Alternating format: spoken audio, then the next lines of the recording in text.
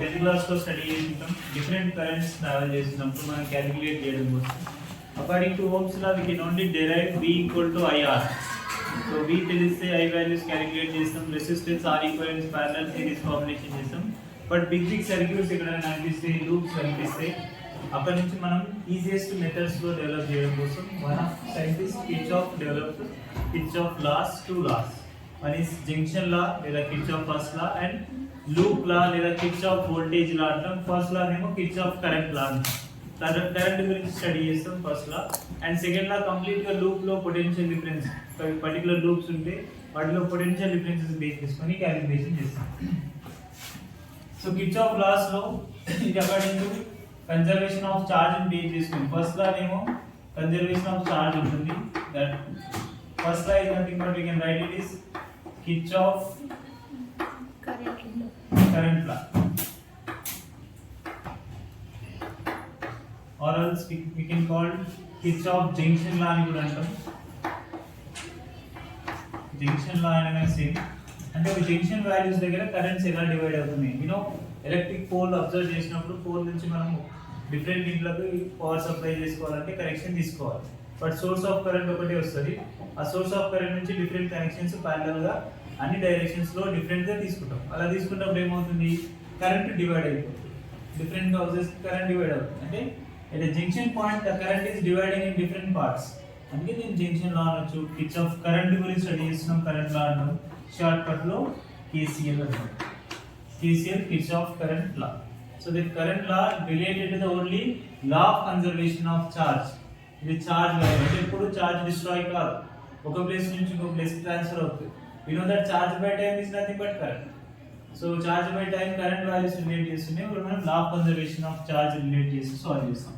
ఈ జంక్షన్ అని కొంచెం క్లియర్గా అర్థం చేసుకోవాలి. ఫస్ట్ ఈజీ అని ఉంటుంది, బట్ ఎప్పుడు ఎక్కడ యూజ్ చేయాలనేది మీ ఇష్టం. ఎక్కడైనా ఎలా అయినా తీసుకోవచ్చు.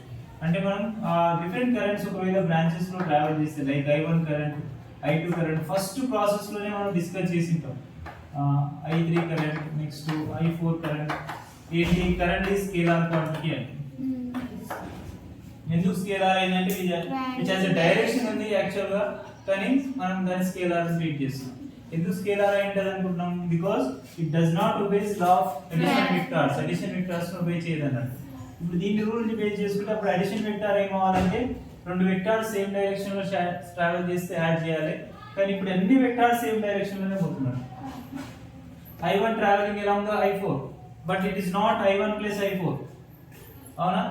Some of inputs is equals to some of output అని రాస్తాం అకార్డింగ్ టు కిర్చాఫ్ జంక్షన్ లా. కాబట్టి ఇన్పుట్ ఈక్వల్ టు అవుట్పుట్ అన్నప్పుడు మనకి వెక్టార్స్ అడిషన్ ఒబే చేయదు. బట్ ఎప్పుడైతే రెండు వెక్టార్స్ స్ట్రైట్ లైన్ లో ట్రావెల్ చేస్తే మనం ఏం రాస్తాం, A ప్లస్ B. రెండు వెక్టార్స్ ఆపోజిట్ అయితే A మైనస్ B. రెండు వెక్టార్స్ పర్పెండిక్యులర్ అయితే A square plus B square. Perpendicular axis theorem use చేస్తే పారలెలోగ్రామ్ లో ఫార్ములా యూజ్ చేస్తే. సో అక్కడ రిలేట్ చేసే జంక్షన్ పాయింట్ దగ్గర అంటే పర్టికులర్ పాయింట్ దగ్గర ఏ పాయింట్ దగ్గర కరెంట్స్ అనేటివి ఇండివిజువల్ బ్రాంచెస్ నుంచి వచ్చి యాడ్ అవ్వడం లేదా లీవ్ చేయడం, అదే మనకి కిర్చాఫ్ కరెంట్ రూల్ అంటాం. Kirchhoff current rule is nothing but sum of input currents is equals to some of output currents. I by P అంటే input currents, O by P అంటే అవుట్పుట్ కరెంట్స్. సో ఈ currents relate చేస్తే మన current ఎలా divide అవ్వచ్చు దాని values ఇక్కడ comparison చేద్దాం. It bases like point A point దగ్గర నుంచి చూస్తున్నాం, ఇట్ ఇస్ జంక్షన్. ఈ జంక్షన్ పాయింట్ దగ్గర ఎన్ని కరెంట్స్ వస్తున్నాయి, like I1 and I2 currents వస్తున్నాయి. And which are living currents I3 plus I4 plus I5. So మనకి ఇంకా దీని ఈక్వేషన్ ఇలా కూడా రాయొచ్చు, like I1 plus I2 minus I3 minus I4 minus I5 equal to 0. అంటే summation of I equal to 0. The mathematical expression is summation of I is equals to 0. I1 plus I2 plus I3.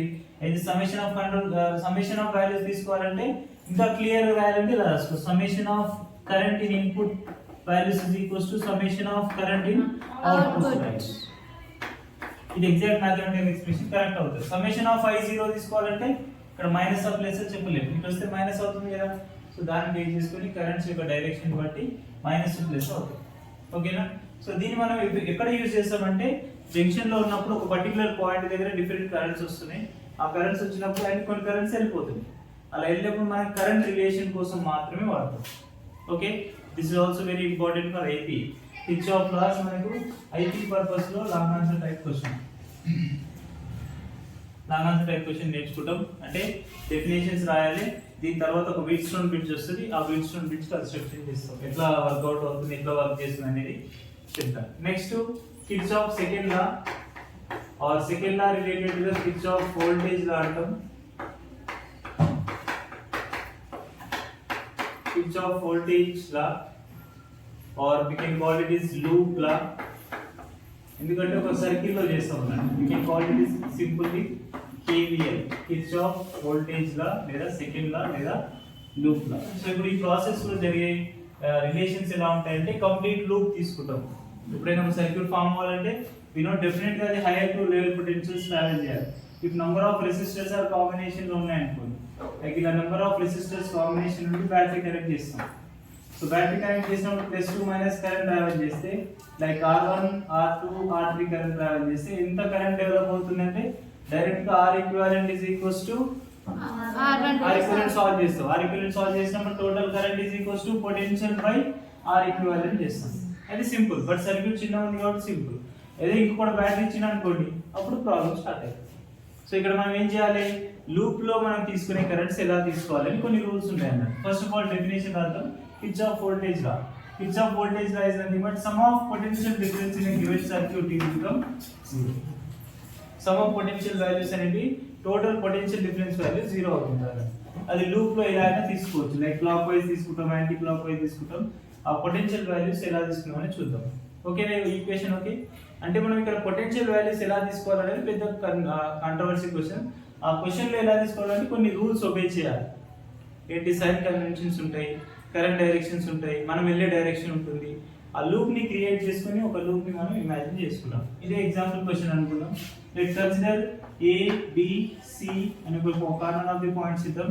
And మనకి ఈ sign conventions rules obey కావాలంటే first rules తీసుకుందాం. Sign conventions 2 points ఉంటాయి. అసలు plus తీసుకోవాలా minus తీసుకోవాలా అనేది question. So ఎప్పుడైనా సరే మీరు గుర్తుపెట్టుకోండి, ఫస్ట్ పాయింట్ ఆ పొటెన్షియల్ వాల్యూ తీసుకుంటే, ఫర్ ఎగ్జాంపుల్ ఒక బ్యాటరీని క్రాస్ అవుతున్నాం. యూజువల్లీ కరెంట్ అనేది హైయర్ పొటెన్షియల్ నుంచి లోయర్ పొటెన్షియల్ ట్రావెల్ చేస్తుంది అనుకోండి. ఓకే, కేర్ఫుల్ వినాలి. ప్లస్లు మైనస్ అనేది పోతే మొత్తం సర్క్యూట్ రాంగ్ అవుతుంది.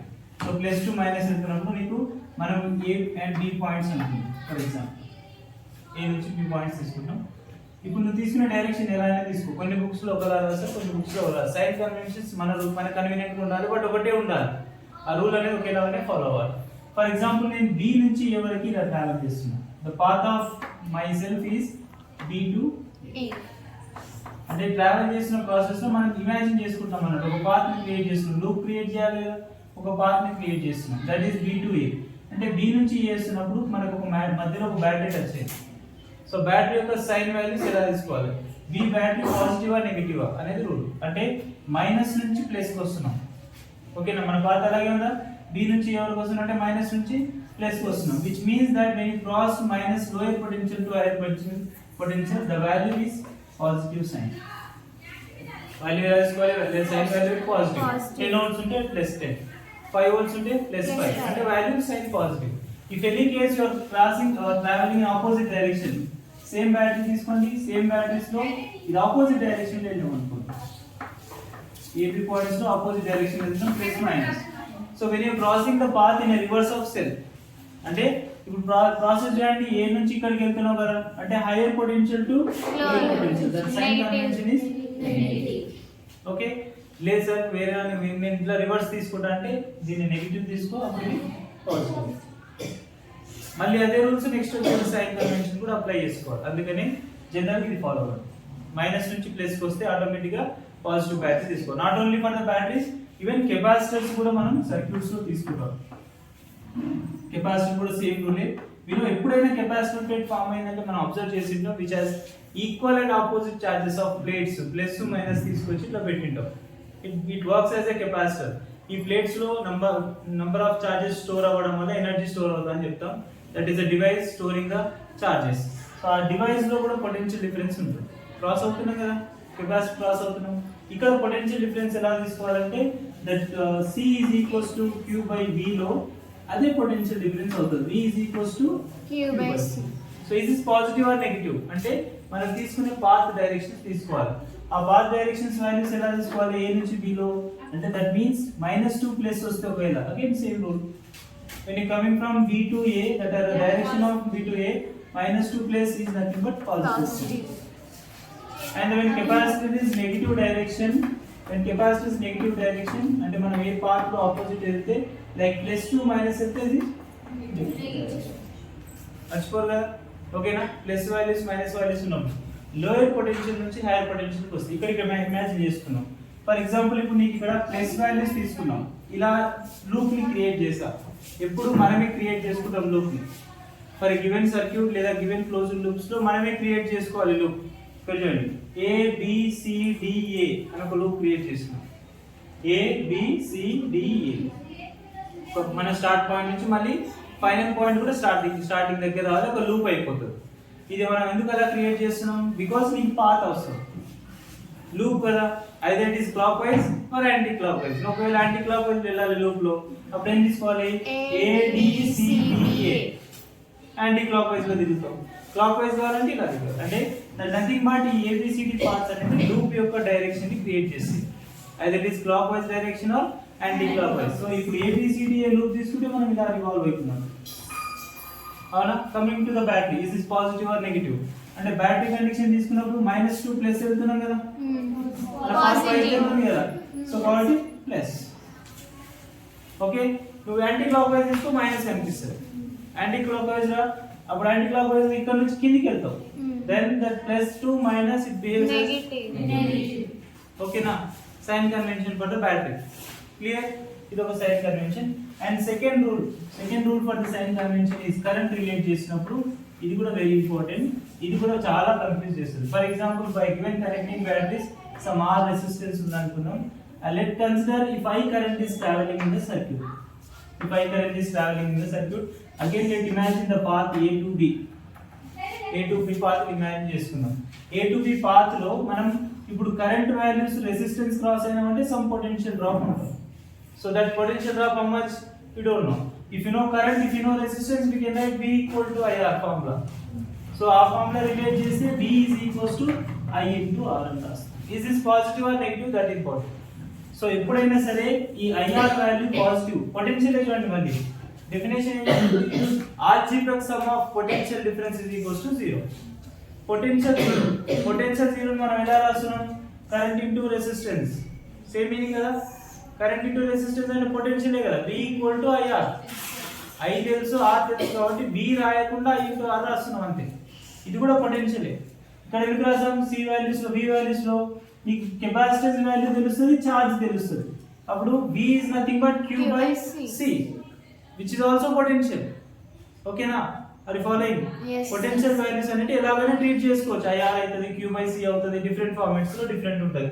ఇండక్టర్స్ వస్తాయి నెక్స్ట్, అక్కడ కూడా డిఫరెంట్ గా ట్రీట్ చేస్తాం. అండ్ ఇప్పుడు ఈ పాత్ లో ఈ డైరెక్షన్ తీసుకున్నప్పుడు నీ పాత్ ఎలా ఉన్నది very important. For example first relate చేస్తూ A నుంచి B కి ట్రావెల్ చేసాం అనుకుందాం.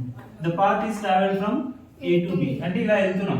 How the current is going? We are also travelling on the same direction.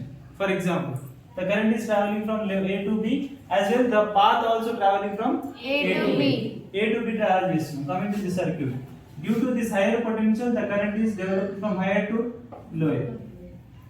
So ఇక్కడ కరెంట్ ఇక్కడ టోటల్ కరెంట్ I వస్తుంది. చూడండి కరెంట్ డైరెక్షన్ ఏమో along the R1 resistor నుంచి వెళ్తున్నాం, and as well our path also along the current direction. When we are along the current direction, the potential difference is negative, minus IR. Negative signs తో వస్తాం మనం. along the direction వెళ్ళడం వల్ల potential values negative sign use చేయాలి. లేదా నేను positive use చేస్తా అంటే నెక్స్ట్ సైన్ కి రివర్స్ లో ఆలోచించాలి. ఓకేనా? అండ్ నెక్స్ట్ కాన్సెప్ట్ లో ఫర్ ఎగ్జాంపుల్ ఇక్కడ రెసిస్టర్ కాంబినేషన్ కదా, same R resistor and A to B points లో, and current is travelling from A to B. But the process ఇప్పుడు మనం యాంటీ క్లాక్ వైజ్ లో వస్తున్నాం. యాంటీ క్లాక్ వైజ్ లో వచ్చినప్పుడు మనకి రివర్స్ పాత్ ఏమవుతుందంటే B నుంచి A వరకు వస్తాం. ఓకే, అంటే మనం రివర్స్ ప్రాసెస్ లో ఉన్నాం. ఎంత పొటెన్షియల్ డిఫరెన్స్ వస్తుందంటే అది మళ్ళీ సేమ్ IR పొటెన్షియల్ డిఫరెన్స్ వస్తుంది. అంతే కదా, రెసిస్టెన్స్ R ఉంది, కరెంట్ I ఉంది, and IR process. But current direction కి ఆపోజిట్ అవ్వడం that potential treated as positive. ఇప్పుడు ఇక్కడ మనకి అలాంగ్ ద డైరెక్షన్ వెళ్ళడం వల్ల -IR1 అవుతుంది, అలాంగ్ ద డైరెక్షన్ వెళ్ళడం -IR2 అవుతుంది. ఇక్కడ చూడు కరెంట్ మళ్ళీ ఇక్కడికి వస్తుంది, ఇలా ట్రావెల్ చేస్తుంది. యాజ్ వెల్ మన పాత్ కూడా ఇక్కడికి వెళ్తుంది, ఇది కూడా మళ్ళీ సేమ్ -IR3 ఆల్వేస్ మైనస్ అవుతుంది. when you trying to solve in anti clockwise direction all becomes plus. ఇక్కడ ప్లస్ అయిపోతుంది కదా, ఇమిడియట్ బ్యాటరీ ఏమవుతుంది మైనస్, బికాజ్ మైనస్ నుంచి ప్లస్ కి వెళ్ళాం కాబట్టి ఫస్ట్ పాజిటివ్ రాసాం. బట్ రివర్స్ వచ్చేసరికి మనకి పొటెన్షియల్ వాల్యూస్ కూడా నెగిటివ్ అవుతాయి, కరెంట్ పాజిటివ్ అవ్వచ్చు. గుర్తుండే రూల్స్ ఓకేనా? So -2 plus is positive, +2 minus is negative. మన పాత్ చూడాలి, కరెంట్ చూడదు. బ్యాటరీ దగ్గర మన పాత్ చూసుకోవాలి, ఎక్కడి నుంచి ఎక్కడ క్రాస్ అవుతున్నాం, మైనస్ నుంచి ప్లస్ క్రాస్ అవుతున్నాం. సో అలా క్రాస్ అయినప్పుడు బ్యాటరీ ఎలా వర్క్ చేస్తుంది, పాజిటివ్. బ్యాటరీ వాల్యూ ఎంత ఉంటే అది పాజిటివ్ గా తీసుకుంటాం. అండ్ నెక్స్ట్ కరెంట్ డైరెక్షన్ రావాలి, నెక్స్ట్ కరెంట్ డైరెక్షన్ రావాలి. ఇప్పుడు potential difference across the resistor ఉన్నప్పుడు అప్పుడు కరెంట్ డైరెక్షన్ తీసుకుంటే మనకు -IR ఎందుకు వస్తుందంటే we are travelling along the current direction path this is negative. Okay, లేదా మనకు కరెంట్ డైరెక్షన్ కి ఆపోజిట్ డైరెక్షన్ లో మన పాత్ ఉంది అంటే ఈ B to C కాకుండా C to B ఉంది, అప్పుడు పాజిటివ్. ఓకే, ఇవి మనకి rules for the according to Kirchhoff loop law లేదా వోల్టేజ్ లా ఈ లూప్స్ తీసుకునేటప్పుడు అవసరమైంది. కరెంట్స్ లేదా construction of Wheatstone bridge detail గా చదవండి. బీట్ కనబడుతుంది, స్టోన్ కనబడుతుంది. Wheatstone bridge is scientist name. So ఈ డెవలప్డ్ వన్ 4 రెసిస్టర్ కన్స్ట్రక్షన్ ఉంటుంది. లైక్ PQRS అనేది రెసిస్టర్ తీసుకుంటున్నాం, ఒక సర్క్యూట్ కి బ్యాటరీ కనెక్ట్ చేస్తున్నాం. మనం ప్రతి దగ్గర ప్రీవియస్ ప్రాబ్లమ్స్ కూడా అలాగే చేస్తాం. That opposite product of resistor should be equal then it is balanced Wheatstone bridge అని చెప్పినాం. మనకు ఓన్లీ బ్యాలెన్స్ ఇంపార్టెంట్, అన్బ్యాలెన్స్ ఏం అవసరం లేదు. ఇక్కడ మనం సాల్వ్ చేసేటప్పుడు ఈ క్లియర్ ఉండాలి. ఈ గాల్వానోమీటర్ కి రిలేట్ చేసినప్పుడు ఇక్కడ galvanometer where G is nothing but galvanometer measures the current. Galvanometer will measure the current and detects the current. Current ఉందా లేదా ఎంత వాల్యూ ఉందని మెజర్ చేయొచ్చు లేదా డిటెక్ట్ చేయొచ్చు. ఆ వాల్యూకి గాల్వానోమీటర్ అంటాం. PQRS అనేది రెసిస్టెన్స్. గాల్వానోమీటర్ డివైస్ కాబట్టి ఇందులో రెసిస్టెన్స్ కూడా ఉంటుంది. Let consider G is the resistance of galvanometer అనుకున్నాం. అంటే ఇంకొక రెసిస్టర్ క్రియేట్ అయింది, మధ్యలో రెసిస్టర్ ఇట్లా ఒక చిన్న రెసిస్టెన్స్ వాల్యూ ఉంది, అక్కడ రెసిస్టెన్స్ వాల్యూ G. సింబల్ కూడా గాల్వానోమీటర్స్ తో రిలేట్ చేస్తున్నాం. అండ్ ఇప్పుడు total current I current travel చేసిన తర్వాత డివైడ్ అవుతుంది. ఆ కరెంట్ డివైడ్ ఎక్కడ వస్తుంది, ఏ పాయింట్ కి వచ్చినప్పుడు డివైడ్ అవుతుంది. Like I1 current and next I2 current divide అవుతుంది. బట్ I1 కరెంట్ ఒకవేళ రెసిస్టెన్స్ ని బట్టి, for example that resistance is very low అనుకుందాం. when resistance is low of a P resistance definitely current flow ఎక్కువ ఉంటుంది, inversely proportional. కాబట్టి I1 current అనేది ఇక్కడికి వచ్చి డివైడ్ అయిపోతుంది, మళ్ళీ ప్యారలల్ అవుతుంది కదా. మళ్ళీ ప్యారలల్ అయిందంటే ఏమవుతుంది, లైక్ I3 కరెంట్ గా డివైడ్ అవుతుంది అండ్ IG గాల్వానోమీటర్ నుంచి వెళ్ళే కరెంట్ IG అనుకున్నాం. G అంటే గాల్వానోమీటర్. ఓకే, గాల్వానోమీటర్ నుంచి వెళ్ళే కరెంట్ వస్తుంది. అండ్ I2 కరెంట్ ఇక్కడికి వచ్చినప్పుడు అండ్ ఈ IG కరెంట్ కంబైన్ అయిపోయి మళ్ళీ సేమ్ కరెంట్ రావాలి, సేమ్ కరెంట్ రావాలి. కాబట్టి IG అండ్ I2 సమ్ అయిపోయి ఇంకొక కరెంట్ క్రియేట్ అవుతుంది. లెట్ కన్సిడర్ I4 అనుకో. అన్ని అన్నోన్ కరెంట్సే, ప్రతి దగ్గర అన్నోన్ కరెంట్సే. మనం ఒక లూప్స్ తీసుకొని KVL లా తీసుకొని సాల్వ్ చేస్తాం. ఆ KVL లలో ఒక కండిషన్ తీసుకుంటాం, బ్యాలెన్స్డ్ బ్రిడ్జ్ కి ఏమవుతుంది అని కండిషన్ చెప్తాం. క్లియరా? Okay, currents dividing and next resistance values ఇలా ఉన్నాయి. ఇప్పుడు లూప్ తీసుకుందాం. లెట్ ABDA లూప్ కనిపిస్తుందా? ఓకే, ఒక లూప్ క్రియేట్ అయింది. నెక్స్ట్ BCDB లూప్, ఇంకో లూప్. ఈ రెండు లూప్ సాల్వ్ చేసి అయిపోయి బిట్స్ అయిపోతుంది. Long answer type question. And next ఇప్పుడు మనం లూప్ వాల్యూస్ రాస్తే that loop of ABDA. Okay, ABDA loop వస్తుంది అంటే we are travelling in a clockwise direction. So clockwise direction లో వచ్చినప్పుడు ఇక్కడ ఏం రెసిస్టెన్స్ లేదు, చూడండి. సారీ, బ్యాటరీ ఏం లేవు, ఓన్లీ కరెంట్స్ ఉన్నాయి. కరెంట్స్ ఒకటి రాయండి సార్. చూడండి, along the direction of current I1 current which is -I1 and resistance is P. Along the current direction minus. Okay, and next galvanometer దగ్గరికి వద్దాం. galvanometer నుంచి వెళ్తున్నాం. along the galvanometer current direction our path direction -IG into G resistance value of galvanometer. and next ఈ D point నుంచి మళ్ళీ ఇటు వెళ్తున్నాం. అవునా, రెసిస్టెన్స్ అడ్డం వస్తుంది, కరెంట్ ఆపోజిట్ అయిపోయినాం అంటే plus I2 into R. Equal to 0. So ఇది మనకి ఈక్వేషన్ 1 లో తీసుకున్నాం. Next loop B, Loop of D, B, C, D, D. ఇప్పుడు చెప్పండి లూప్ ఆఫ్ BCDB వాల్యూస్ చెప్తే మళ్ళీ ఎనీ రెసిస్టర్ నుంచి స్టార్ట్ అవుతుంది. ఇక్కడ నుంచి చూద్దాం. B నుంచి స్టార్ట్ అయింది కాబట్టి ఇలా అవుతుంది. Along the direction that is minus I2 into Q and next to ఈ రెసిస్టర్ దగ్గర రండి. ఇప్పుడు ఆపోజిట్ అయిపోతున్నాం. Plus I4 into S. Plus and ఇక్కడ మనం ఆపోజిట్ వెళ్తున్నాం. Path direction D to B వెళ్తున్నాం. కానీ కరెంట్ కిందకి వస్తుంది. I3 into G equal to 0. So ఈ రెండు ఈక్వేషన్స్ యూజ్ చేస్తూ మనం ప్రాబ్లమ్ సాల్వ్ చేస్తూ అన్బ్యాలెన్స్డ్ అయితే వేరేలా చేస్తాం. జస్ట్ బ్యాలెన్స్డ్ బిట్స్ కాబట్టి ఆ బిట్స్ లో ఏం చెప్తారంటే బ్యాలెన్స్డ్ బిట్స్ కు ఒక కండిషన్ రాస్తాడు.